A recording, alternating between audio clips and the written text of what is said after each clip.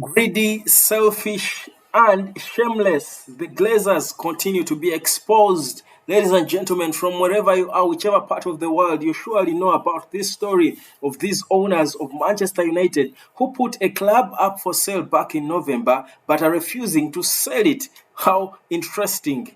This is the Hot Spot. My name is Webb, and subscribe to the channel as we get to dissect issues concerning Manchester United and its ownership. We are continuing to follow this conversation. Now, I told you earlier on that the latest development concerning this Manchester United takeover is around the Glazers who boldly and shamelessly reached out to the PSG owner, that is Nasser Al Khelaifi, requesting him. This is what they were telling him. They were requesting him to convince Sheikh Jassim to give them more money. Remember, Sheikh Jassim last tabled a bid of 6.5 billion US dollars plus 1 billion pounds added on top of that. But these guys are saying it doesn't meet their valuation of the club, which is 6 billion pounds. Now, welcome again hotspot, because this conversation is going to be giving you a biting expose of these men who stealthily came into the biggest football club in the world from the US, pretending to want to save it or to love it so much, only to take away the pride that defined Manchester United. Now, let me take you back, and in terms of the history of Manchester United and how it ended up in the hands, in the full ownership of the Glazers. Now, this is going to be sort of a history conversation because we've spoken about how everyone is preaching Glazers out and Glazers out. But how exactly did they end up with the club fully owning the biggest football club in the world? These Americans. Now, here it is.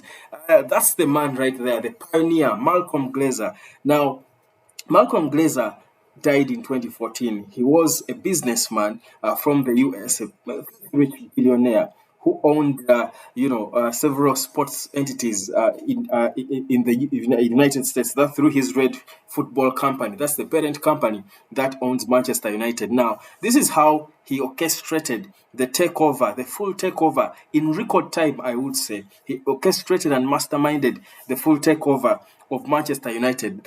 He first came on to buy Manchester United, or rather, he first had a few shares in Manchester United way back in 2003. And he did have, at this time, he did have a few shares in the club.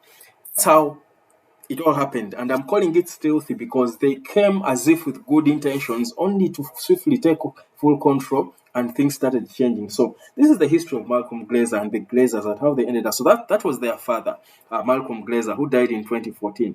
But in 2003, Malcolm Glazer, the American entrepreneur, did own 3.17% of Manchester United, just 3.17. But in the same year, in just a space of a few months, that increased to 15%. Strategy: listen carefully and see how this man slowly but smartly and swiftly took ownership and then started milking money out of the club and milking it into debts and into almost running bankrupt, probably, if no one runs to save it. So 2003 starts with 3.17%, it increases to 15%. Then in 2005, they bought off two other guys who owned 27% of the club, close to 28% of the club. That's John Magnier and Malkmans. He did buy them off. So he ended up owning 57% of the club. Now, already that's majority shares of the club, way above 30%, which is the threshold that you can have to force a takeover. So he smartly started. That's the space of 2 years, from 3.5% to 57%. The 57% also quickly increased because he knew that according to the rules, for you to be able to delist the club from the stock exchange, you're supposed to own at least 75% of the club. He quickly increased and bought shares in a few days, not even months or years. In a few days, still in 2005, he was owning 75% of Manchester United. The first thing he did was to delist the club from the stock exchange. And again, now he's moving towards full control. 75% again did not feel enough. What does it do? They go on again, buy more shares, and they ended up owning 98% of the club. With that man, their dad, Malcolm Glazer, masterminding, who was the one running things at that time. These ones were kids. They were a little younger, of course. They're not kids, but they were younger, and the dad was the one in the lead. So they end up owning 98% of the club, and of course, that is through their parent company, Red Football Company. And then, of course, the 2%, they certainly suppressed the 2%. And so, surely, it was now almost obvious they were owning the club fully. I mean, if you own 98% of a club, the 2% is negligible in it. So, they ended up purchasing now the club fully for 800 million pounds. That was in 2005. That's when they had a full takeover and control of Manchester United. The club they found debt free. Manchester United not when they took over the club fully in 2005. It did not have debts, but guess what they did? And already they took over the club in debts. They started with debts. These people were billionaires. Malcolm Glazer, their dad, was a filthy rich billionaire, but he did not touch a penny of his money to buy Manchester United. He had that 800 million pounds in 2005. He could have afforded to buy off that club from his cash. Guess what they did? They took loans. They took loans and they were using the club assets as the collateral for the loans. Imagine you're coming to buy a club, but you take a loan and then you use the club's assets as the collateral to buy off the club. Can you imagine how interesting that was? So this is where the debt started. The over £1 billion debt United are finding themselves in right now. This is how it all started. So this man again is now in full control, doing things now. This is when I think he started playing his game. The game, and I think that's why he started celebrating. Probably the celebrations began. You know, now I have control, full control of the biggest club in football. Let me do my thing. So this is what he started each year, because they now took a loan and they had to pay in interest. Man United was supposed to pay 60 million US dollars per year. Actually, pounds, not even US dollars. 60 million pounds per year is what Manchester United had to pay in debts to finance the loan that bought the club by the Glazers. Isn't that interesting? So that is what happens now.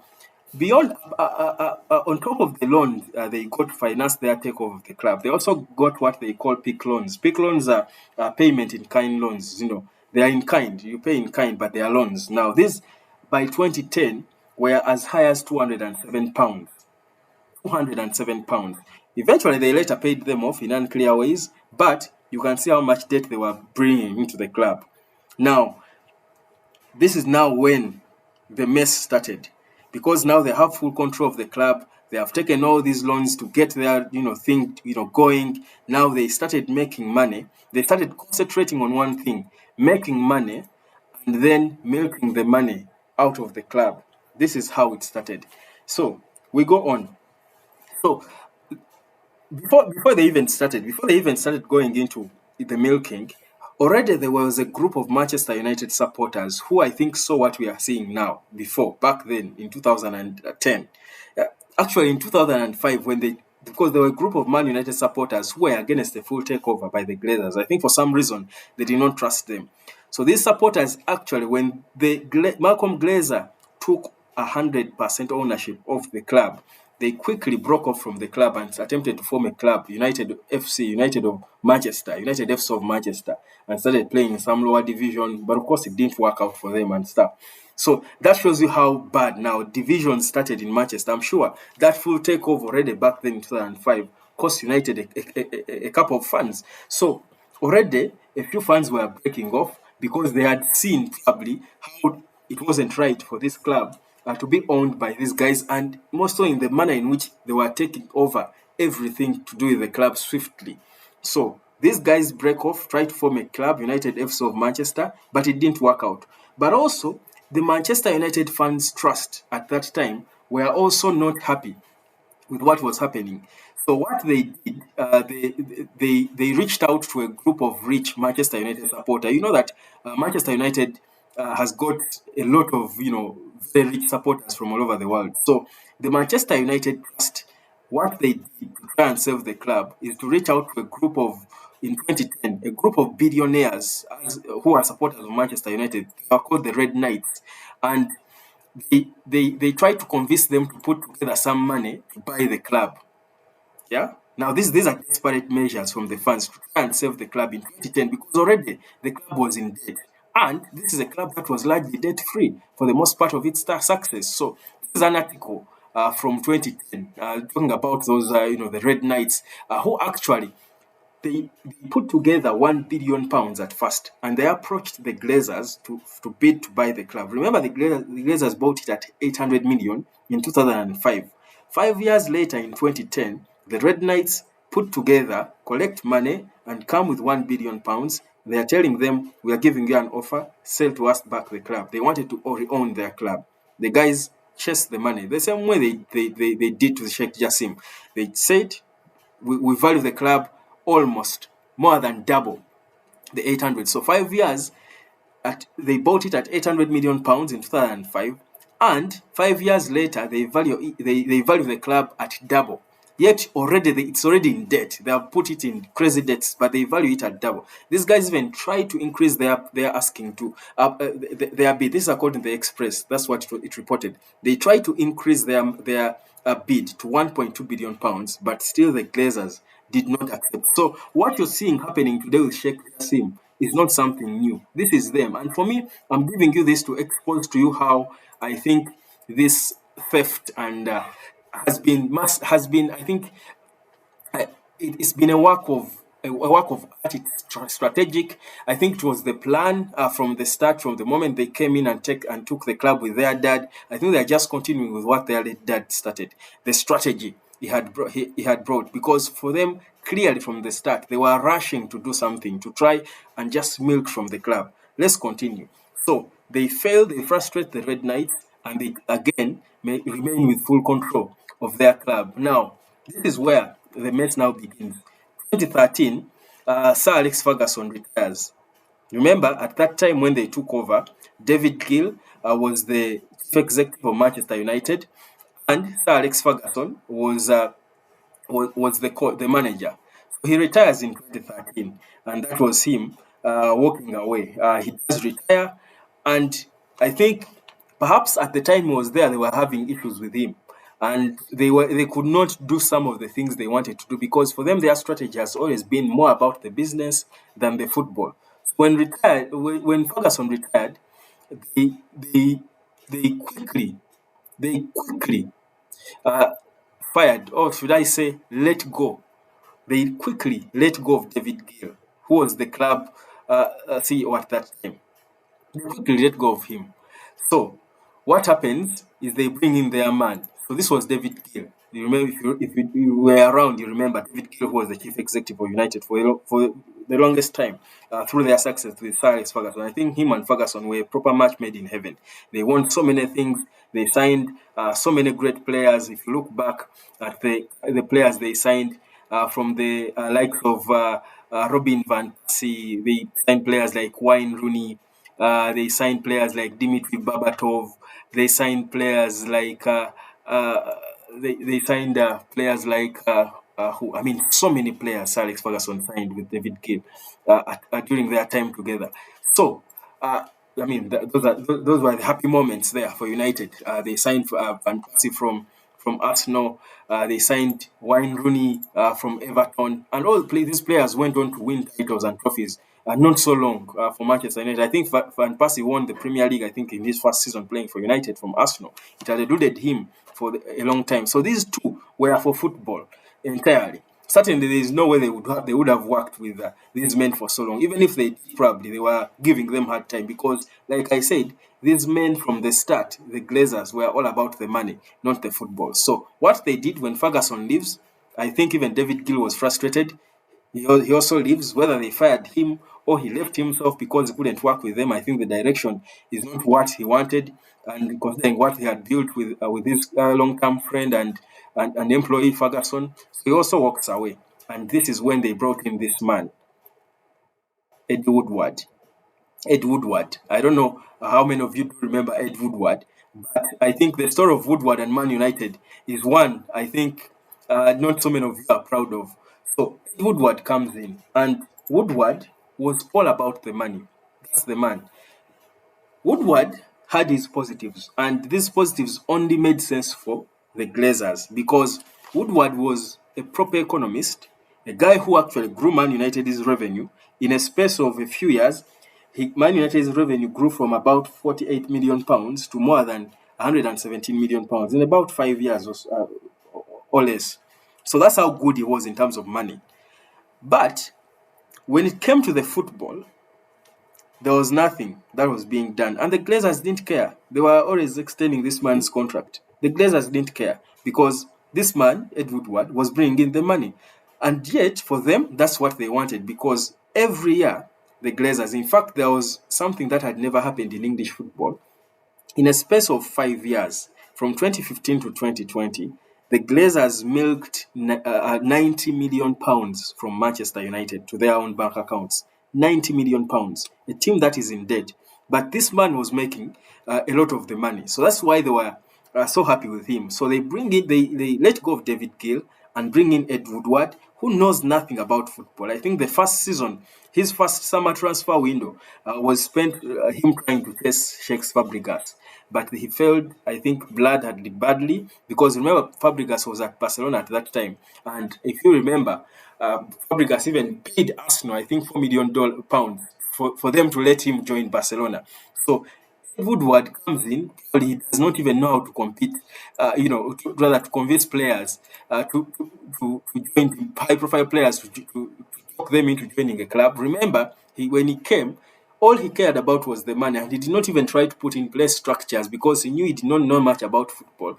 No structures to maybe have a director of football or perhaps have a proper scouting system, bring in experts to assist him make the right decisions, footballing decisions. He would make the business decisions himself, but he needed people who knew football to make the footballing decisions. But here he comes, refuses to work on the structure of the club, to have perhaps a proper new philosophy post Sir Alex Ferguson, a guy who had been there for ages. So what he does is he's trying to sign players like Shakes Fabregas. He fails blood and the bad, and guess what? We end up seeing Manchester United. Of course, for the Glazers, they were always happy with the man. Like I said, he was making the money. But what was his first major success? Signing this man, Marwan Fellaini. So you're going from a team that is signing, you have a CEO who is signing Robin van Persie from Arsenal, Ryan Rooney from Everton, winning trophies by the what that, and you're bringing in a guy clueless about football, and the first major signing he makes is Marwan Fellaini. You see how the football is dying. The Glazers are watching, and they're just celebrating this man because he was bringing in the money. Like I told you earlier, the revenue was increasing, and these men were able to milk each year. In a space of 5 years, being able to milk 90 million pounds from a club, it was unheard of in matches in the UK in English football. So again, that is where we are. I am continuing to tell you the story of how these Glazers have always been money-minded, money-minded and greedy and don't care about the club. That's why I tell you, before you sell a club like Manchester to anyone, I think you've got to know whether this person is a fan or not, because clearly these Glazers are not fans of the club. But anyway, let's continue. So this Ed Woodward brings in players like Marwan Fellaini. I think when you talk football after that, because United did not have a direction at all. After Sir Alex Ferguson, they had no plan. This Ed Woodward was never going to put in place a plan to see what is the continuity plan now. How do we continue? What's the direction? Where do we want to go? What do we want to do? So what happens is they end up signing managers not based on wanting to fit into something they are building, but they were just signing managers based on profile that David Moyes he was apparently the chosen one, uh, uh, chosen by here Sir Alex Ferguson. That's what they made us believe. Then Louis van Gaal, who had a good juicy profile. Then they brought in Jose Mourinho, another character because of his profile. Later on, of course, Ole Gunnar Solskjaer. But all these managers were failing, and their failure was costing the club money. How much money? I'll show you. Because altogether, the cost of losing all these managers cost Manchester United about 38 or 40 million pounds. That was the cost. of hiring and firing these managers. They had to compensate Moyes with £7 million. They compensated Louis van Gaal with £8.4 million. Jose Mourinho got £15 million, whereas Ole Gunnar Solskjaer was also sacked and got £7.5 million. Of what we used to see with Chelsea that had their oil rich owners, that is in Roman Abramovich. That's exactly what they were doing. So you see how United is now, looking, like a club that is clueless, that doesn't know what to do. We are talking the most successful club in English football, looking like they don't know what to do. Again, goes back to the Glazers. They were watching. In the meantime, the money is coming because this is the most successful club in the world. Obviously, it is always going to have big sponsors coming in. Chevrolet, name them. They were making the money, and but they didn't care about the football. The first season they brought in the Felainis, United dropped from winning the title, from being first to finishing seventh. That's how bad it was. They still didn't care. They were just hiring managers without a proper direction, without a proper diagnosis of why exactly the things are not working. You go to players, they signed a lot of flops, obviously, because they had no direction. Again, this is post Sir Alex Ferguson, post David Gill, in the hands of the Glazers, who are still happy because, like you see right there, the club was already sponsored. They had their Chevrolets and money was being made. But look at how much money they were spending on these flops. Of course, Alexis Sanchez was a swap deal, but a miss. They brought in Angel Di Maria. They brought back Paul Pogba. Maybe Pogba tried a bit. He came back from Juventus. Then I even almost forget his name. At number 28. His name is even skipping my mind. That's how negligible he is, the Swiss midfielder. It's another flop they brought in. Think of players like Memphis Depay. I'm going to show you, and I think there is even a squad, a proper complete squad of flops United signed in. From Memphis Depay, they brought in players like who else? Of course, later on, recently, Maguire, the Maguires of this world, all forms of flops joined United, but still nothing was being done to diagnose the situation by these Glazers to try and arrest the situation of the biggest club that was falling way back. Look at that. This is the lineup of flops that were signed by Manchester United post Sir Alex Ferguson under the watchful eye of the Glazers, who are enjoying and extorting and picking man out of the club to boost their big filthy rich accounts, but did not care about the football. Look, the players they signed: Victor Valdez, flop; Harry Maguire, flop; Rojo, a flop; Matthew Damian, a flop; Donny van de Beek, a flop. Fred, maybe I can excuse him, and Pogba. Of course, they did not place their expectations, but I can excuse those. Then Di Maria, a flop. Alexis Sanchez, of course, that was a swap, flop, but he was earning a lot of money, Sanchez. Romelu Lukaku, a flop. Henrik Mkhitaryan, bought for a lot of money, another flop.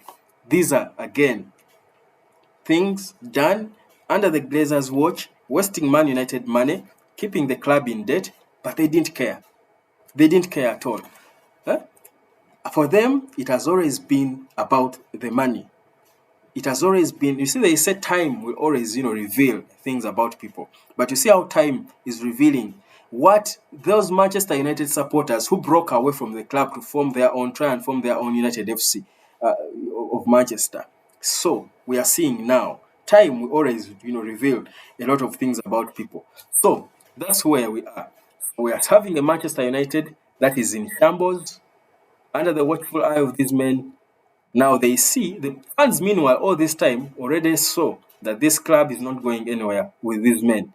So they have been trying and praying and advocating for them to sell the club. They didn't want, they were pretending, like I said, they were chasing away offers, logical offers and stuff, until in November when they came up themselves and they said the club is up for sale. They said it themselves. Now, this man, Sheikh Yassim, comes as one of the two guys bidding to buy the club with such a beautiful offer. An offer which is, first of all, going to satisfy, which should be able to satisfy them because it's where about Manchester United in 2020, 2 years ago, was valued number 4, I think, behind Real Madrid and the other three, I think, Bayano and either Man City or Chelsea, I forget the others. It was rated number 4 and it was valued at about 4.2 billion US dollars. That is in 2020. 2 years later, If this man, that's 3 years later, if this man is giving you 6.5 billion, that's a ground payment, and is adding on another 1 billion, you don't say that's not enough money, that you want 6 billion pounds. A club you bought in 2004 for 800 million pounds, you want 6 billion pounds. You have the audacity to call a man who runs PSG, that's Nasser Al Khelaifi, after having such a juicy, bid, that is going to clear the debt, the mess you caused, all the debts you caused the club, redevelop the stadium you have not invested a penny in. The only thing they did on the Old Trafford Stadium was, I think, to what did they do? There's I think they completed a stand, and that was in the plan before they took over the team in 2005 and five fully. Uh, it was in the plan, so they completed that. And another small thing I forget that they did, I think they did something on the Sir Alex Ferguson stand or something. But it is said up to now, the Sir Bobby Charlton stand leaks when it rains. These guys have done nothing to renovate it, but they can take away 90 million pounds from the club for in a space of 5 years to their accounts. A club they put in debt. They found the club debt free. It is now in debt of about 1 billion pounds. They bought the club on debts that were financed by the club. Up to now, the club is financing debts that bought the club. These are thugs, modern day billionaire thugs in every sense of the word. So for me, I think this is a biting expose of how selfish these guys are, how they have no heart for the club, how they don't care. They don't care where they leave the club. That's why right now they are holding out. They have the audacity to ask Nasser Al Khelaifi to convince Sheikh Jassim to pay them more. To pay them more. Tell him to add on. It's like they're like street brokers. I mean, what kind of guys own Manchester United? What kind of men are these who own Manchester United? Look at this bid. If they did care about the club, they would be happy because they have extorted a lot of money from the club. But clearly, they don't care. They don't care. So, it's a whole mess. It's a whole mess, but that's where Manchester United is. I just wanted to give you a proper brief for you to have a proper understanding of the Glazers and how, for me, this has been systematic. From their dad, how he quickly took over the club from 3.17% of ownership of the club to owning it 100% in a space of 2 years, and then delisting it from the stock exchange, and then buying the club fully with a loan that is being, for which the collateral is the assets of the club itself, and turning out away reasonable offers for the club and stuff. These guys, and in all this, even when the fans ask questions and complain, they don't care. They don't say a thing. Very proud and arrogant. So for me, these are the men we are dealing with. These are the men we are dealing with. But where we are now, we are hoping that in as much as what they did is disrespectful, for them to even want someone to convince Sheikh Jassim to give them more, it again shows you more how greedy they are. This is who they are. This is who they've been. They just haven't changed. I think we should just say United made a mistake of trusting the wrong people. The likes of Rupert Murdoch wanted Man United way back in the 90s and the early 2000s, but somehow it ended up in their hands. They have held it since 2005. They have done what they have done. This is where we are. Where the club has progressed in their hands or not, that we can debate. At least the club has won some titles with Sir Alex Ferguson. I don't know whether that's their credit because he was winning titles before they took over the club. But this is the situation. So the hope now is that they get into their, senses, think about the club, feel for the club, and sell it to the right bidder. And the right bidder is Sheikh Jassim. Now, there is talk of, and I spoke about it here, guys. I hope you listen when I say some of the things. I've consistently tried to understand the whole situation around Manchester United and its ownership. And I've continuously said that maybe England, the UK, does not exactly feel excited about the idea of their biggest club being owned by the Qataris.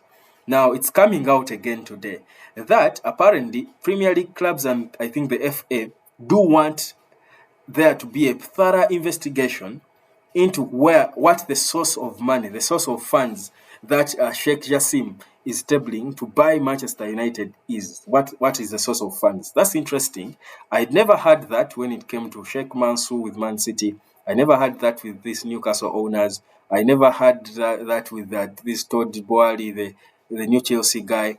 But because it's Manchester United now, but I'm showing you, I think that's the price you pay for being the biggest club. You've got to pay at a certain level. That now people are worried because United, even with all the struggles they have had, if they have been competitive like that, what if they got a filthy rich billionaire right now, oil rich billionaire to take over? Certainly they would own it, they would sweep titles. I think that's how they feel. But also, I think it's that's where football has gone today. That's where football has gone today. I mean, you've got to buy titles. I'll say it again. Man City is buying the treble that they are going to win. Man City has bought this treble. So that's where we are. But what to do? Thank you. This is the hotspot. My name is Webb. Those are the shameless, greedy, and very filthy rich Glazers who own Manchester United. Subscribe to the channel.